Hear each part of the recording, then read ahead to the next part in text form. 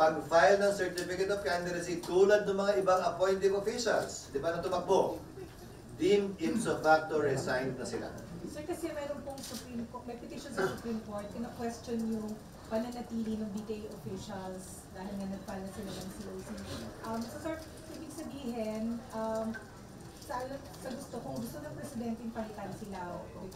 Sa ngayon, oo. Ang tinatawag nating case or controversy, pagkakaroon ng actual case of controversy, pwedeng magmula sa isang panig o kabilang panig. Sa kasong ito may naghain, sa kasong ito naman, kung pinatupad ng Pangulo yung pagpapalit sa kanila, edi sila naman yung maghahain. Yung mga tinanggal naman sa paniniwala nila, valid yung election code nila, sila naman ang maaaring mag-question sa aksyon ng Pangulo. Pwedeng pagmula ng kaso magkabilang panig. Pero sa batas, sir, since appointee sila ng Presidente, the President can